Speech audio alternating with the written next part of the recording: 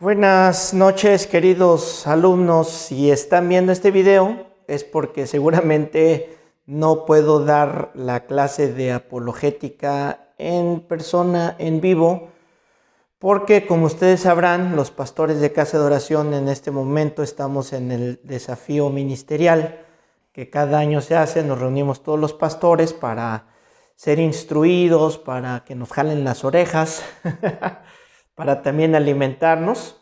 Y seguramente donde estoy no puedo dar la clase, pero me programé para poder grabarles y que ustedes no pierdan esta oportunidad, esta valiosa oportunidad de estudiar la apologética. Nuestra manera de trabajar hoy es que ve el video por favor completo, y la manera que yo te voy a poner la asistencia es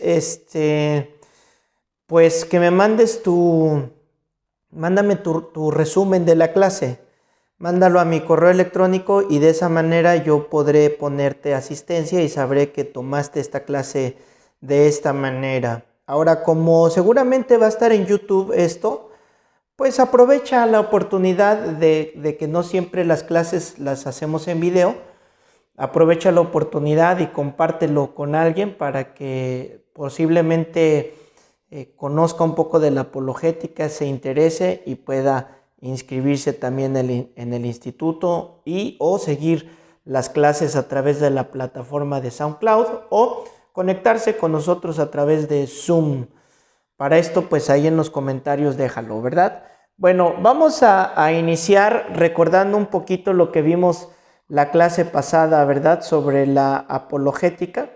Y quedamos que era la forma, la ciencia de hacer defensa de la fe, de presentar argumentos contra los argumentos que se levantan contra la fe cristiana, contra lo que creemos, contra la Biblia, contra Dios.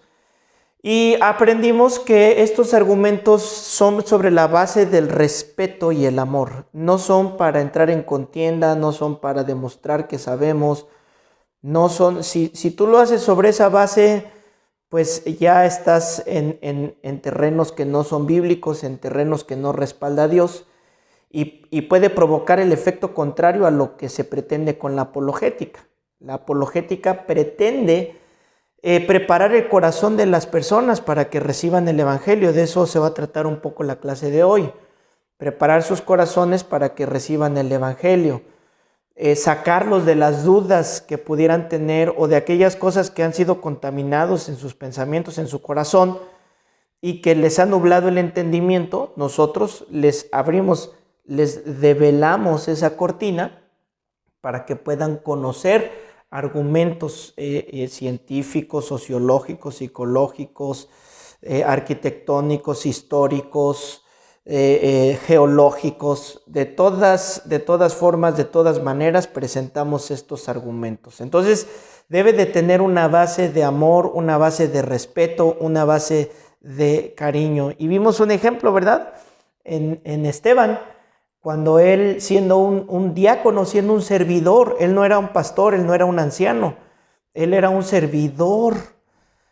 Posiblemente le tocaba limpiar las mesas, pero aún siendo servidor, él, estudiamos que argumentaba y ofrecía una defensa de tal manera que pues lo mataron. Lo mataron porque no soportaban sus palabras, porque no soportaban su sabiduría, la sabiduría que viene de parte de Dios, de parte del Señor. Entonces, pues estos ejemplos nos ayudan para entender cómo se hace la apologética, cómo fue surgiendo la apologética y pues también las consecuencias, porque el puro hecho de ser cristiano, cuando tú firmaste tu pacto con Dios, por así decirlo. Cuando tú recibiste a Cristo en tu corazón, ese día tú te hiciste enemigo de Satanás, te odia por ser hijo de Dios. Y va a buscar la manera siempre de difamarte, de destruirte, de alejarte, de enfriarte, de sembrar dudas, siempre, siempre, siempre, siempre.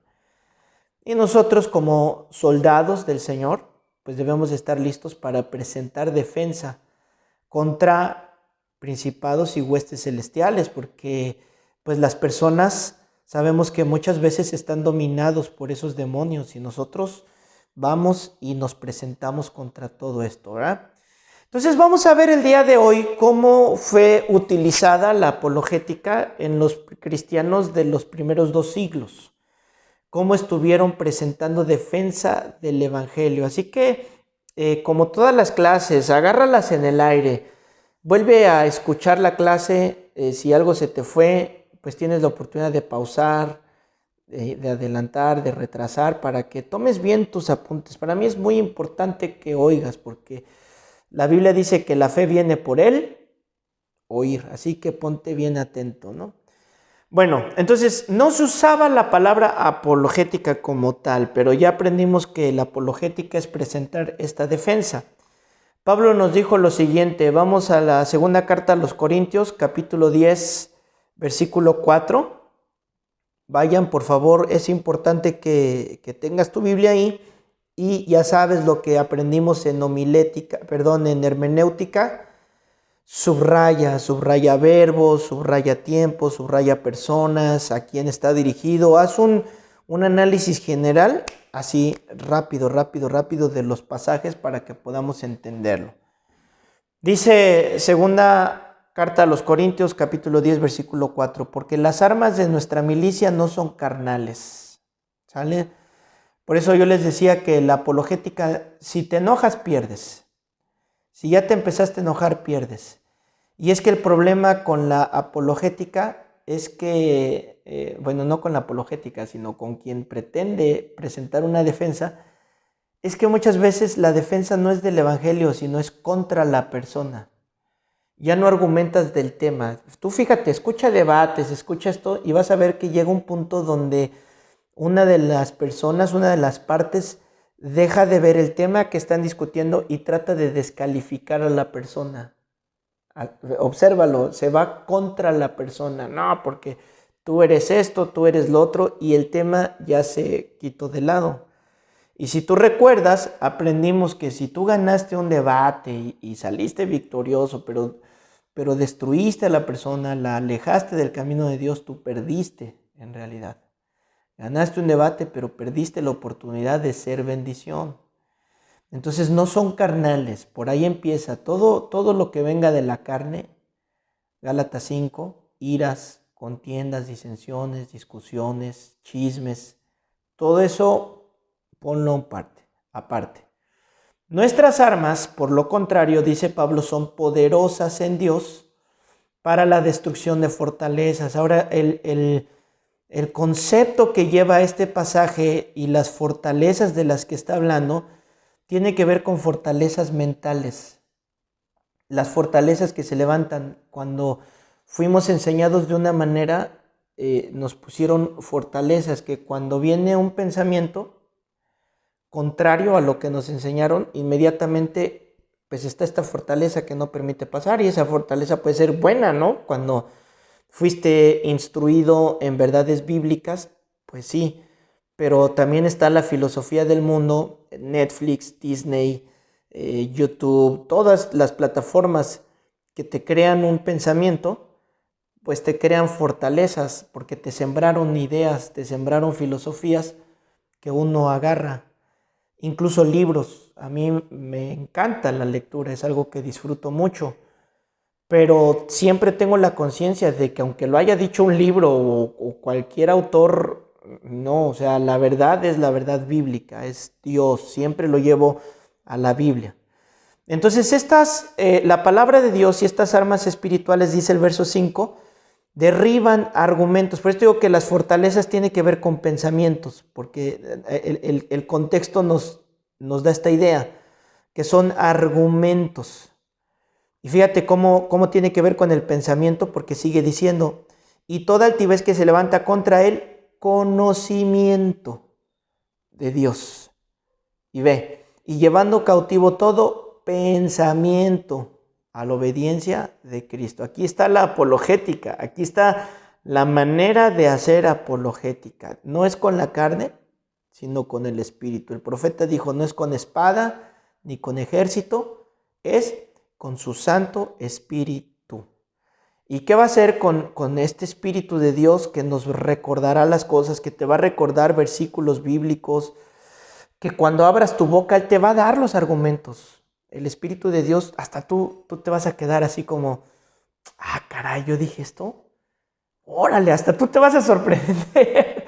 Tú vas a decir, órale, ¿cómo dije esto? ¿Cómo salió? Porque van a venir muchas ideas, van a venir muchos pensamientos que previamente tú guardaste en tu software, porque es lo que muchos no quieren entender. Yo ya leí la Biblia, yo ya tuve una experiencia, y lo que hace el Espíritu es tomar lo que tengo y lo trae a la memoria. Y todo esto derriba esos argumentos que se levantan contra el conocimiento de Dios. No, preguntas como Dios no existe, o si Dios existiera, ¿por qué hay maldad? ¿Por qué permite la maldad? ¿Por qué hay muertes? ¿Por qué hay enfermedades? ¿Por qué la pandemia que estamos viviendo? Entonces, pues mira, esas preguntas son válidas, son válidas. Y nosotros tenemos que ver la Biblia y pedirle al Espíritu de Dios que nos revele, que nos dé respuestas. Pero el propósito es tomarlos así. ¡Ah! Y dice el verso 5, y lo llevas cautivo, o sea, esclavo, lo agarras del pescuezo. ¡Pum! Y lo traes a la obediencia. Aquí tienes que obedecer a Cristo. Y esto Pablo lo está diciendo porque en ese tiempo se levantaron falsos apóstoles. Había mucha murmuración por el dinero. Sí, había mucha murmuración por el dinero. Había murmuración por el poder porque veían los milagros que estaban haciendo los apóstoles y pues querían ellos también hacer milagros. Había dudas, había muchas dudas, por eso las cartas son importantes y por eso es que no... sobre todo, por ejemplo, el libro de los Hechos, vemos muchas cosas que sucedían y que muchas de esas sucedieron porque no sabían, porque no había instrucción y porque Dios las permitió para que nosotros aprendiéramos, son transitorias y eso es importante cuando establecemos doctrina.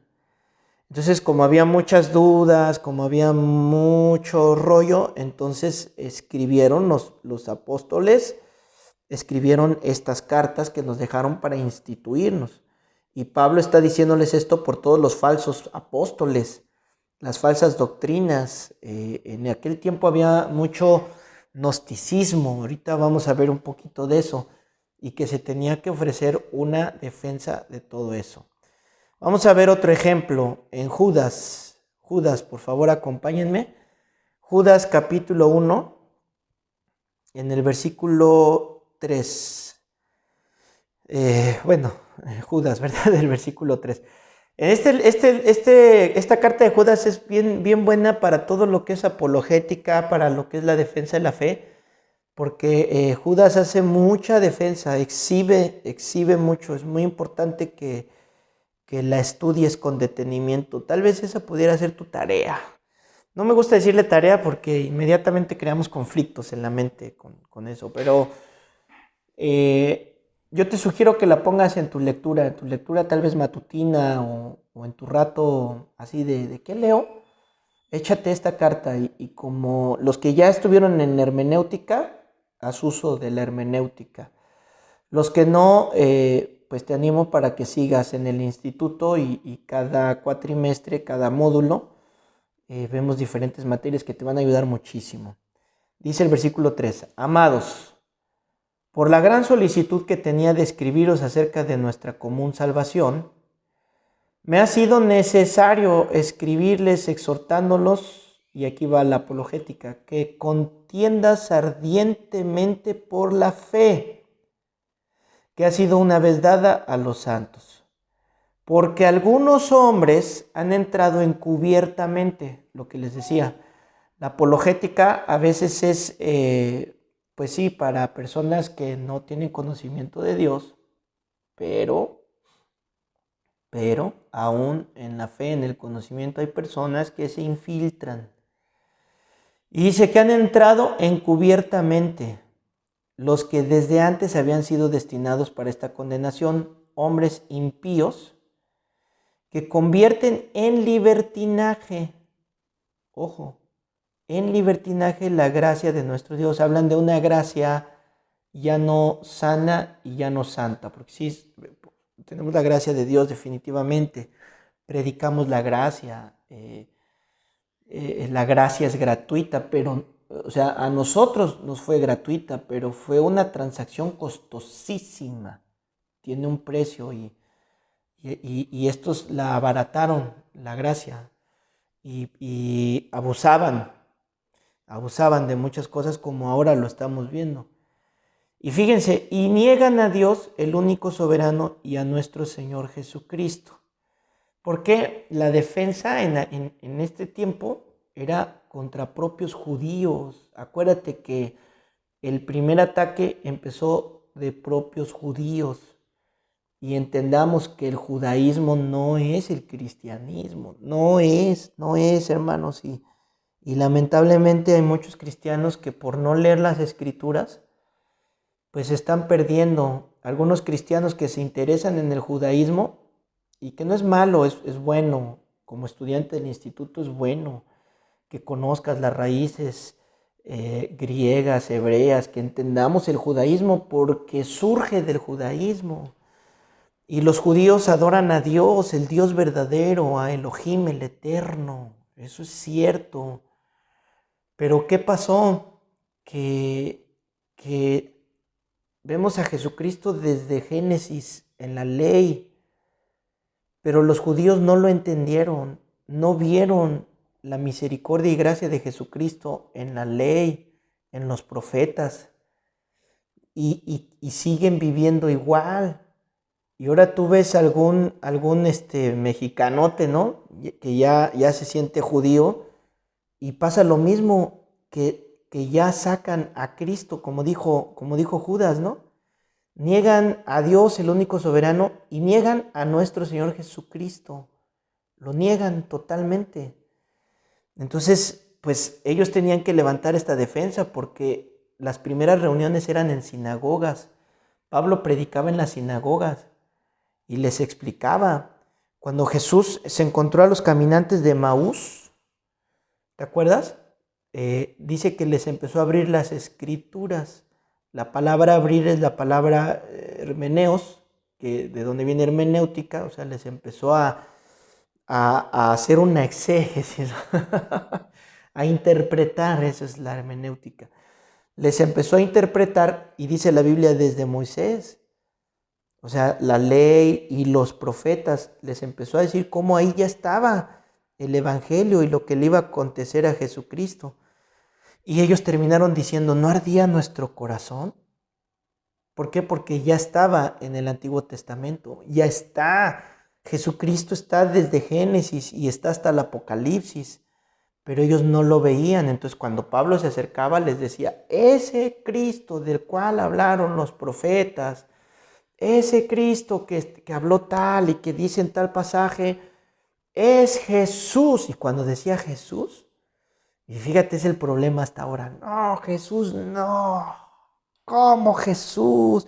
Ese no es su nombre, Jesús no, y eso está padrísimo porque aquí es donde tu pensamiento debe explotar y debes decir, oh, ya estoy entendiendo. Era donde lo apedreaban, eran donde venían las pedradas contra Pablo, porque les decía, ese Jesús es el Mesías, el que ustedes mataron, ¿no? Y ¡ay, qué apasionante, ¿no? Qué padre!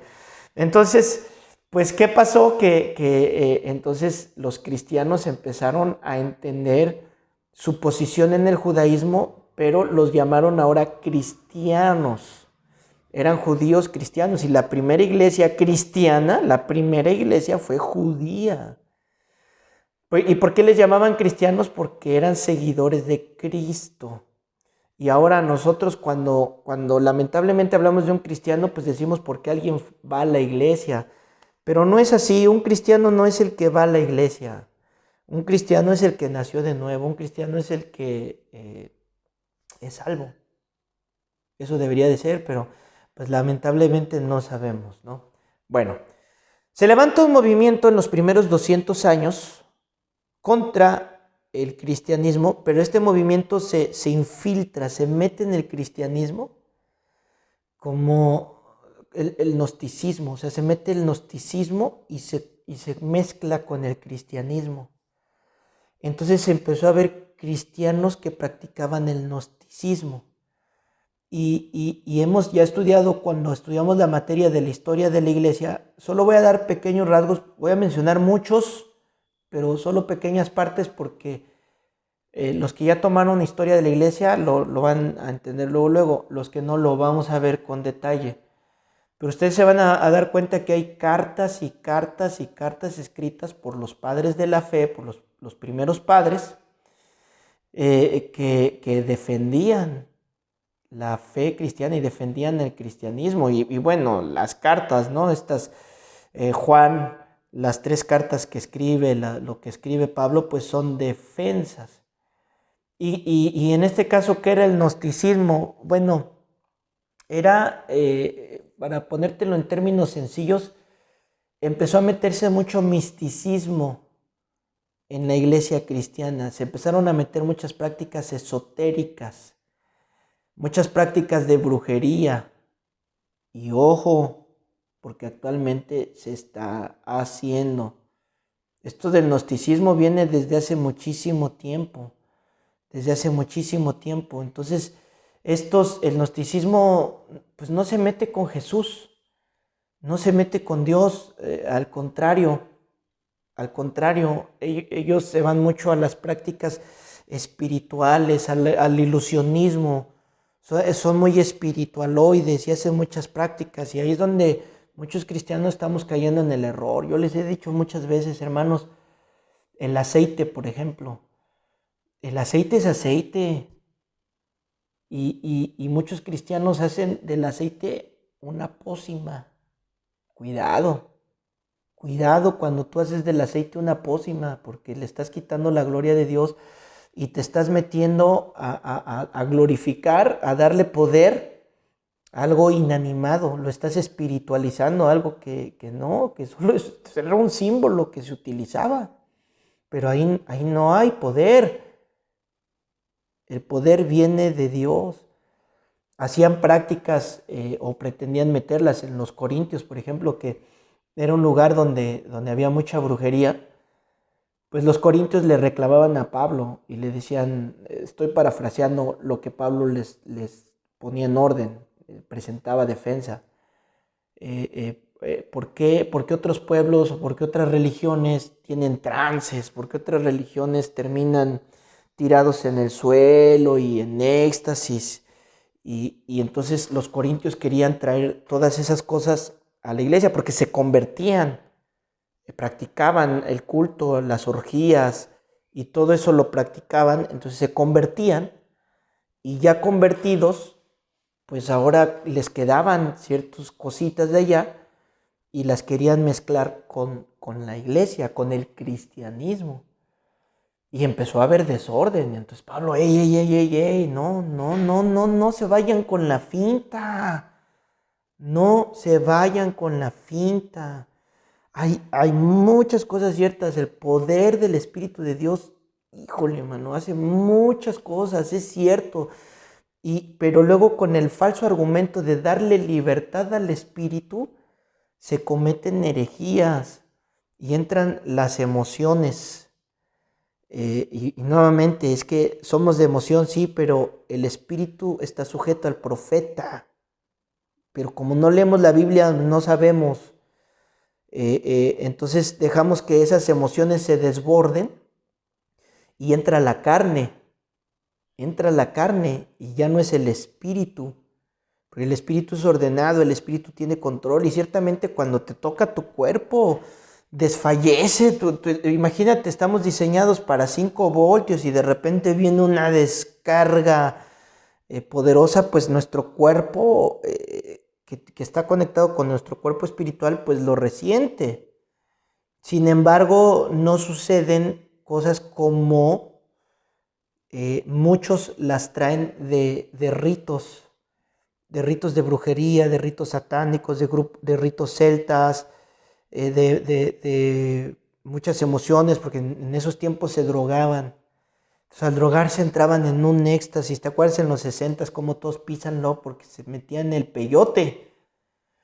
Entonces los cristianos, pues viendo que había una experiencia espiritual, sobrenatural, pues lo querían traer. Entonces Pablo viene y tú lee la carta a los Corintios, cómo les dice, miren, sí hay Espíritu de Dios, hay milagros, hay señales, hay lenguas, hay sanidades, pero establece, pone una defensa y pone un orden de cómo se tienen que hacer las cosas, ¿ok? Yo sé que ahorita no puedes darme mucho feedback de eso en la clase, pues tal vez hasta nos saldríamos. Qué bueno que no estamos ustedes contestándome porque hasta nos saldríamos del tema, pero si tienes una duda, escríbeme y la platicamos, conversamos, invitas el cafecito y con mucho gusto. Bueno, les voy a mencionar algunos personajes que levantaron defensa. Apúntalos. Uno de ellos, Ireneo de León, León con Lion, ¿no? Con Y, León. O sea, se llamaba Ireneo y los apellidos antiguamente eran de la región donde eran. Entonces él se levantó contra esta herejía del gnosticismo en el año 180 después de Cristo. Se levantó y levantó una apologética en contra de las prácticas que estaban haciendo en la iglesia cristiana. Justino Mártir, vamos a hablar más de Justino en un ratito más. Justino Mártir levantó también sus cartas contra el gnosticismo. En el siglo III ya Tertuliano, que fue un hombre brillante, Clemente también, Clemente, un hombre muy ilustre en Roma, que incluso es mencionado en la carta a los romanos. Él escribe un libro de apologética y habla sobre la exhortación de este tipo de prácticas, ¿no? Otro fue Orígenes, así se llama, Orígenes, y él escribe un libro que se llama Contra Celso, y precisamente escribe argumentos contra los argumentos de Celso. Eusebio de Cesarea es otro, ¿no? Le responde él a Porfirio, que contendía contra la fe cristiana. Atanasio, por ejemplo, es otro. Y ellos presentaron argumentos en favor de la Trinidad. O sea, son hombres después de los apóstoles, por eso se les llama los padres, porque son después de los apóstoles, que escribieron cartas, escribieron libros y están escritas, y ya vimos en Historia de la Iglesia que es muy bueno leerlas, porque estos primeros padres no contradicen a la Biblia, al contrario, toman lo que escribieron los apóstoles y lo recuerdan a los cristianos. Hey, no se acuerden que el apóstol Pablo escribió esto. Hey, no se olviden que el apóstol Juan nos dijo esto, y los animan, los exhortan y ofrecían una apologética. Y está muy rico porque al leerlos entendemos lo que estaba pasando en los primeros siglos, y cómo vivieron, y cómo fue la persecución, y cómo se comportó la iglesia, porque pues cuando empezó era la iglesia de Jerusalén y luego la iglesia de Tesalónica, ¿se acuerdan? Una iglesia de judíos y una iglesia de gentiles. Fácil. Pero ¿qué pasó después? Pues que empezó a crecer en Judea, en Jerusalén, en Judea, en Samaria y los confines de la tierra. Entonces empezó a haber obispos, empezó a haber pastores, empezó a haber servidores, la iglesia se organizó diferente. Y cuando leemos a ellos, pues entendemos cómo se fue organizando la iglesia, que fue bueno, empezó muy bien. El crecimiento trajo cambios que estuvieron bien. El problema fue cuando se metió la política en la iglesia. Ya lo estudiaremos más adelante, ¿verdad? No es el tema. Bueno, vamos a ver algunos términos importantes, Dios mío. Siempre me atraso y ahora no puedo echarles la culpa porque nadie me ha interrumpido. Bueno, ¿qué es un cristiano? Ya se los he mencionado muchas veces, ¿verdad? De hecho, creo que con eso empecé. Juan 1:12 nos dice, mas a todos los que le recibieron, a los que creen en su nombre, les dio potestad de ser hechos hijos de Dios. Ese es un cristiano. Un cristiano no es el que va a la iglesia, un cristiano no es el que canta, un cristiano es el que ha recibido a Cristo en su corazón. Por eso es que nosotros decimos, recibe a Cristo en tu corazón. Porque Juan dice, a todos los que le recibieron. Y cuando recibes, es decir que aceptas, ¿no? que quitas esa fortaleza. La fortaleza se derrumbó y ahora creo en el nombre.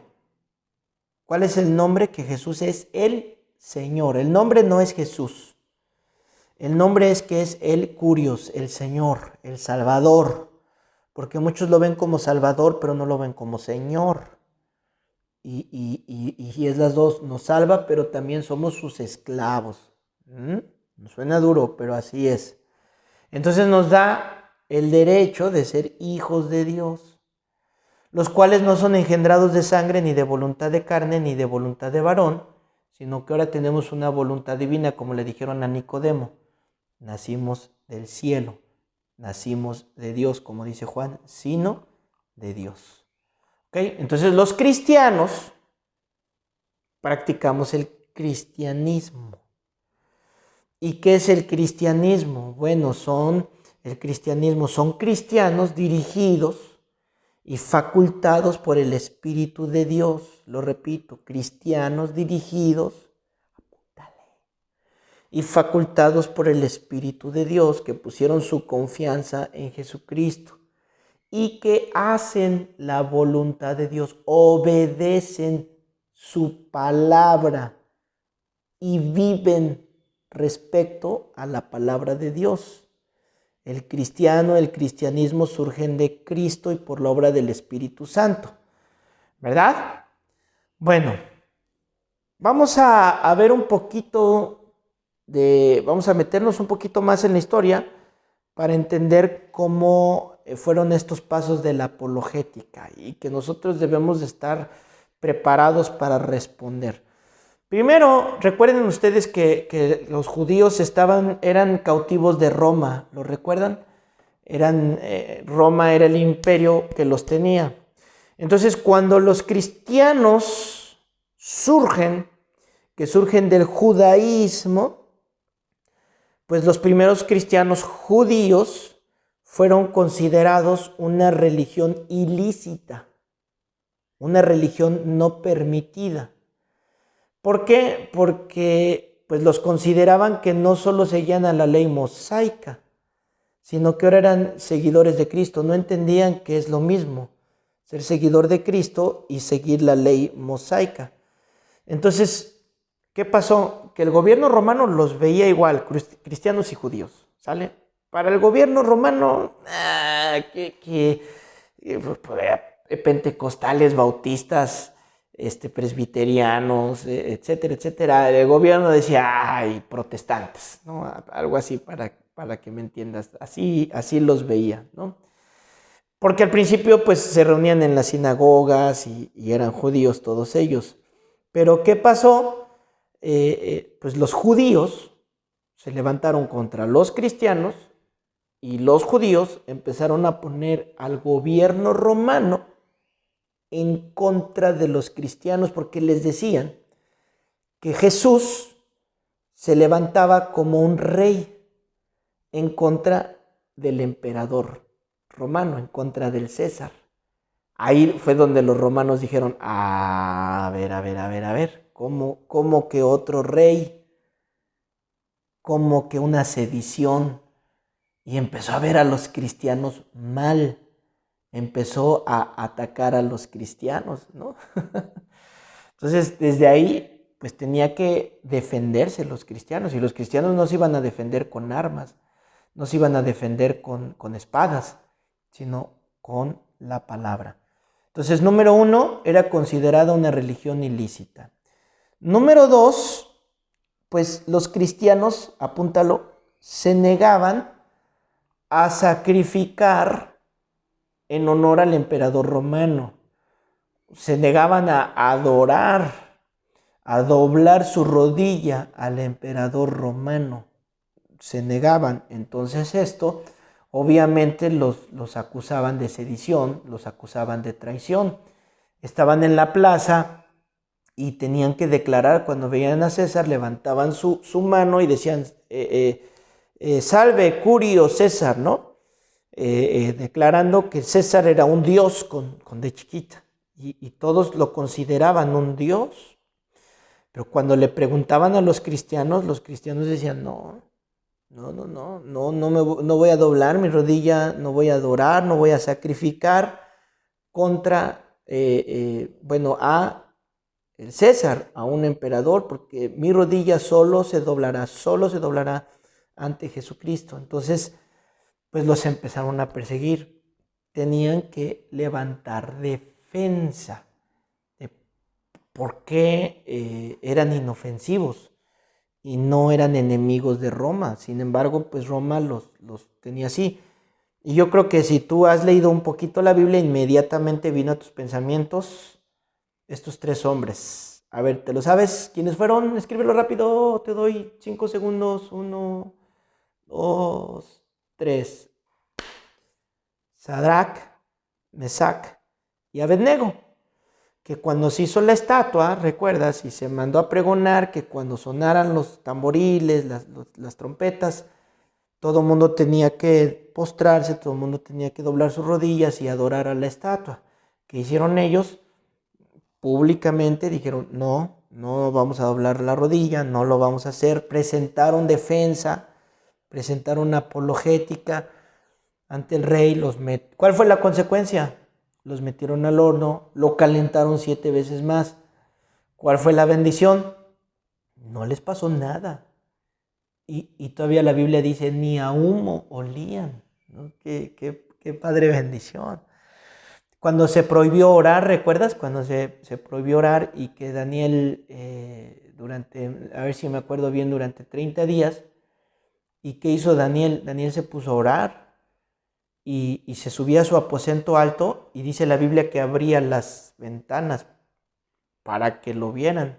Él pudo haber orado con las ventanas cerradas y no había ningún problema. Pero ¿qué pasaba? Que se prohibió. ¿Y qué hizo Daniel? No. Véanme. Y abrieron. ¿Y cuál fue la consecuencia? Pues la envidia de todos, ¿verdad? Que le buscaban, pero no le encontraban. No encontraban manera de acusarlo, ¿no? Por eso es que hicieron lo de la estatua. Y, el que no se adore, el que no haga. Y le buscaron, ¿verdad? Pero ¿qué hicieron ellos? Antes de Cristo ya había apologética. Ya presentaban defensa.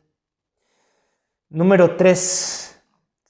Estamos viendo cómo fue la persecución a los cristianos, ¿verdad? Entonces, primero era considerado una religión ilícita. Después se negaron los cristianos a adorar, a sacrificar, a honrar al César. Número 3, fueron acusados de odiar a la humanidad. Sí, los acusaban de odiar a la humanidad. ¿Por qué? Porque se rehusaban a servir en el ejército en aquel tiempo. Se rehusaban a participar en el ejército, no iban a los espectáculos, al circo, que se hacía en aquel tiempo. ¿Por qué? Porque eran espectáculos inmorales y eran ofrecidos a deidades, y muchos de ellos terminaban en orgías, sacrificio a sus deidades, ¿no? Entonces los cristianos se negaban a participar de la comida que se hacía, de los juegos, de los sacrificios, no lo hacían. Y en el circo, pues acuérdate que mataban a las personas. Era sangriento, las bestias los despedazaban y la gente se alegraba.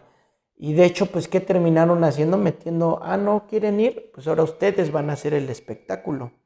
Y terminaron metiendo a los cristianos a ese circo.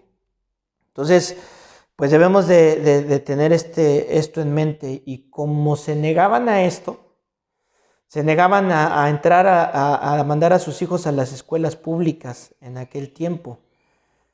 ¿Por qué? Porque se negaban por la educación que les daban a los niños. Y mira cómo pareciera que estamos viviendo lo mismo, ¿verdad? El gnosticismo metido en las iglesias con otro nombre.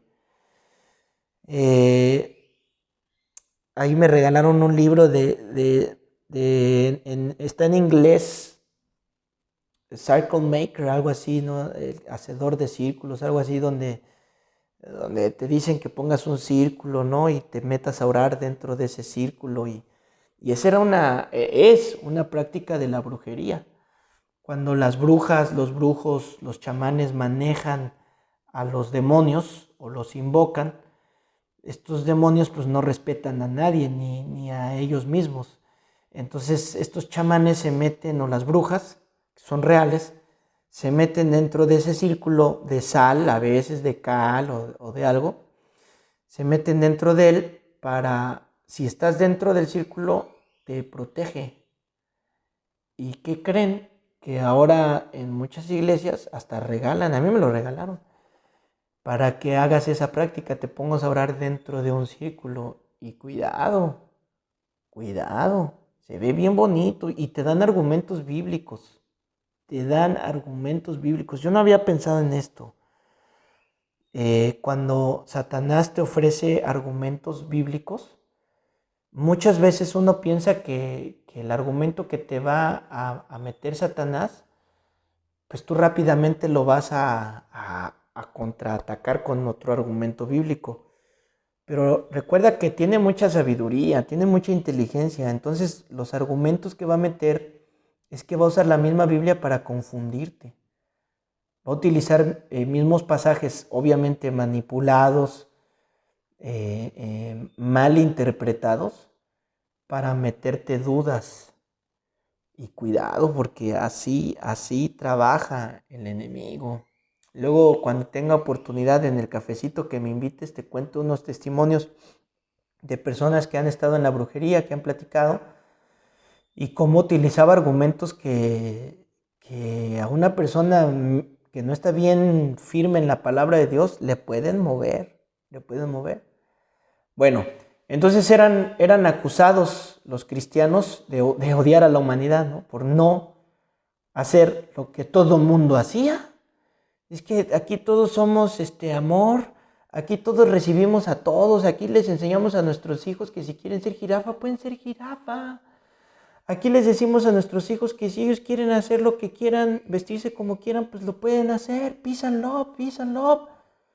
Y se levanta un cristiano y dice, si no lo dejo escoger su comida, lo voy a dejar que escoja, no, es mi hijo y Dios me lo dio para yo responder delante de Dios de lo que le enseño, de lo que planto en su corazón, de lo que planto en su mente, de los valores que le enseño. Dios me lo dio para eso, para instruirlo. Y viene el mundo y te dice, no lo instruyas. Fíjate cómo no te lo dice abiertamente, pero el sentido es ese. No, ¿para qué? No lo instruyas, déjalo que él escoja, que él diga, que él haga. Y ahí va la gente burrota, cristianos, ay sí, peace and love, recibamos a todos porque todos somos hijos de Dios. Gran mentira del diablo, no es cierto, levanta defensa. Entonces imagínense lo molestos que eran los cristianos.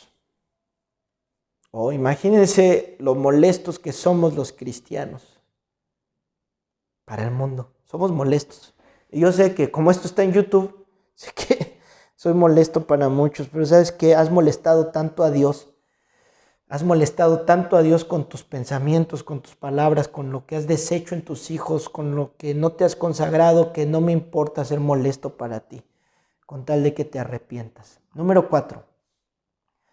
Se les acusaba, fíjate qué paradoja, de ser inmorales en las prácticas de las asambleas.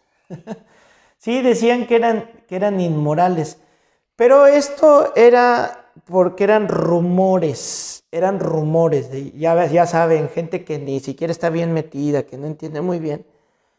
Decían que los cristianos comían carne y sangre, caníbales, ¿no? Pues bueno, todos entendemos la referencia, ¿verdad? De la Santa Comunión. Y era una práctica que hacían a cada rato, si es posible diario.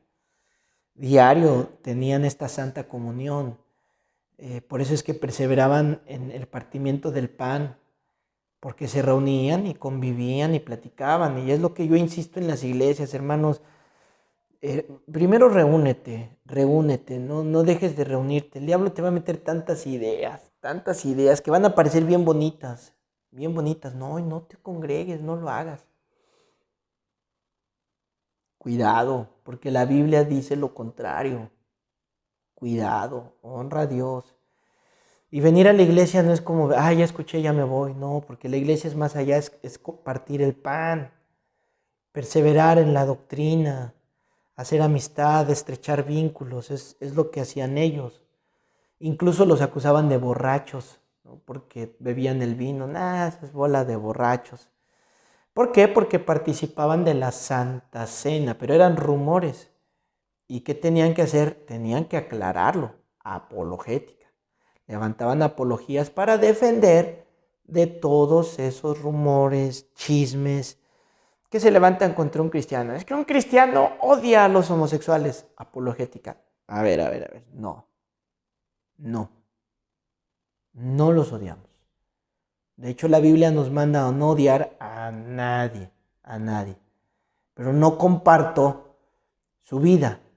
Es que déjalo ser. Bueno, cuando yo he levantado la voz, ok, tú decidiste practicar eso, es cosa tuya, pero ¿por qué lo practicas en la calle, enfrente de mis hijos, enfrente de menores de edad? Entonces ahora pues ya todo, ¿no? Y están semidesnudos y grotescos y groseros, anunciando su orgullo. Y es donde yo digo, bueno, yo no como cristiano, como ciudadano, quieres practicarlo, es tu asunto, no es asunto mío, pero ¿por qué en la vía pública? ¿Por qué enfrente de niños? Y esto sería lo mismo si fuera una práctica heterosexual. Yo no voy a permitir que un hombre con una mujer estén desnudos en la calle haciendo prácticas enfrente de mis hijos, enfrente de mí. ¿Sí me entiendes? Entonces, como ciudadano levanto mi voz. Como cristiano les explico, mira, esta es la postura de Dios. Y yo entiendo que la postura de Dios no es porque te odie, no es porque esté contra ti, no, porque todos sus mandamientos son para tu beneficio, para que no sufras, para que no te enfermes, para que no destruyas tu corazón, tus pensamientos, tu autoestima. Entonces, yo te tengo que decir lo que la Biblia dice. Hay una razón por la cual lo estás haciendo. Hay asuntos que no cerraste, estás confundido, no tienes una identidad en el Señor, fuiste abusado, de moda. Ahora entre los jovencitos es por moda. Pues se ven bonitos porque pues, el artista fulano de tal lo hace. Entonces yo, cristiano, levanto mi voz y te repito, ¿les voy a caer gordo? Sí. ¿Les voy a caer gordo? Sí. ¿Van a calentar el horno 7 veces más? Sí. ¿Van a dejar a los leones hambrientos para aventarte? Sí. ¿Van a hacer un hoyo en la tierra para enterrarte y apedrearte? Sí. Pero fuimos llamados a defender, a hablar, a abrirles, a develarles el entendimiento. Pedro dijo en primera epístola de Pedro, capítulo 3, 16, teniendo buena conciencia, para que en lo que murmuran de ustedes como de malhechores, porque a los cristianos los consideraban malos, por lo que te estoy explicando, ¿no? Entonces, Pedro está levantando una apologética por lo que están diciendo de la iglesia y de los cristianos. Los cristianos son estos. Entonces dice Pedro, tú ten buena conciencia, tú sabes que no lo hiciste, mantente ahí, ¿no? Yo sé que no lo hice, la verdad se defiende, para que cuando murmuren, cuando te acusen, entonces, dice el verso 16, sean avergonzados los que calumnian vuestra buena conducta en Cristo. Entonces, ¿cuál es la mejor manera de refutar a los que calumnian, a los que inventan o no entienden el cristianismo, no entienden tu fe, no entienden por qué piensas lo que piensas? Dice el verso 17, porque mejor es que padezcas haciendo el bien, si la voluntad de Dios así lo quiere. O sea, si es la voluntad de Dios, tienes que hacerlo, pues hazlo. Es mejor que lo hagas que haciendo el mal. porque de todos modos va a haber padecimiento. Esto es algo que tienes que saber. Lo hagas o no lo hagas, va a haber padecimiento. Entonces mejor padece haciendo el bien y no padezcas haciendo el mal, ¿no? Ay. Número 5. Apúntale. Entonces, serán acusados de hacer peligrar la seguridad de Estado. O sea, decía, no, es que ellos son peligrosos contra el Estado, debido a su organización. Porque, como te decía hace un rato, la iglesia ya empezaba a organizarse. Ya no era un grupito. Ya no estaban 2, 3 congregados por ahí escondidos en una casa. Ya había una iglesia. Si te acuerdas, se me fue el nombre del tío de Juan Marcos, se me fue el nombre. Pero ellos de Chipre, oriundo de Chipre, que ellos tenían posesiones, tenían dinero y donaron lugares para que se hiciera la iglesia, la primera iglesia de Jerusalén. Entonces, como ya empezó a crecer, ya nombraron obispos, ancianos, diáconos, y para ponerle la cereza al pastel, los llamaron a los cristianos soldados de Cristo. Soldados de Cristo no son un peligro para el imperio. Y pues los judíos ociosos, como les dice Pablo, pues instigaban a las autoridades para que fueran contra ellos. ¿Y cuál fue el resultado de esto? Pues la persecución contra los cristianos. Por eso es que del siglo 150 al 250 al 300 hubo muchos apologistas, y la mayoría de ellos escritores bien reconocidos por la iglesia, bien reconocidos por los apóstoles, porque son padres, porque ellos se les llama padres de la iglesia, porque ellos descendieron directamente de los apóstoles, así como los apóstoles de Cristo recibieron directamente del Señor Jesucristo la información. Estos padres de la iglesia recibieron la información de los apóstoles, por eso se les llama así. Y ellos pues levantaron las apologías para defender a la fe cristiana. Me quedan unos minutos. Te voy a mencionar algunos ejemplos de estas apologías, ¿no? Por ejemplo, ellos escribieron súplicas a las autoridades para que para que traten a los cristianos con justicia. Era como se escribía la carta, ¿no? Un autor fue Tertuliano, como les dije, otro Justino Mártir. Por ejemplo, Justino Mártir escribió al emperador Antonino Pío y al Senado, y el título que él escribió fue todos aquellos de todas las naciones que son injustamente odiados, ¿no? Pum, le escribía y dice, para que nadie piense, no es necesario que escribas esto, solo tal vez si quieres escribir quiénes fueron los apologistas, Justino Mártir, Tertuliano, ya te mencioné otros antes, apúntalos. Él escribió, para que nadie piense que esta es una afirmación temeraria, o sea, que no lo tomen a mal como que, aquí estoy envalentonado, ¿no?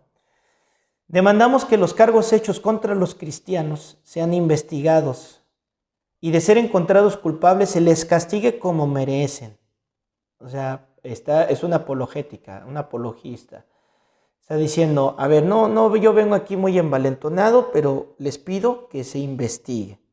Y si son culpables, que se castiguen. Pero si nadie puede comprobar el verdadero delito de los cristianos, la verdadera razón nos prohíbe que por causa de rumores malignos perjudiques a hombres sin tacha, ¿no? Y por cierto, vosotros mismos que consideras correcto dirigir asuntos, no por medio del juicio, sino de la pasión, y es vuestro deber oírnos como la razón os demanda, y sean hallados buenos jueces, y cuando te enteres de la verdad, y no haces lo justo, entonces tendrás que aparecer delante de Dios sin excusa. Esta es una carta que escribió él levantando apologética. Está muy padre, ¿verdad? Cómo lo expresaban ellos. Vamos a ver otro fragmento. Les voy a leer otro fragmento. Tampoco honramos con muchos sacrificios y guirnaldas de flores a esas deidades formadas por los hombres y colocadas en altares a las cuales llaman dioses con D pequeña. Por cuanto vemos que son cosas sin alma y muertas y no tienen la forma de Dios, sino que son las formas de demonios malignos que han aparecido. O sea, ¿por qué los cristianos no adoran a esta deidad, a este Dios? ¿Por qué no lo hacen? Y dicen, bueno, son demonios que se aparecieron, alguien los vio y les hizo una estatua, son malignos, por eso no lo hacemos. Y sigue diciendo, los hombres que hacen estos dioses son inmorales, hábiles en todos los vicios. Aún sus propias doncellas que trabajan con ellos se corrompen fornicando. ¡Qué locura! Bueno, como te digo, estos son comentarios que escribieron los apologistas de los primeros 2 siglos para presentar defensa contra lo que estaban haciendo contra los cristianos.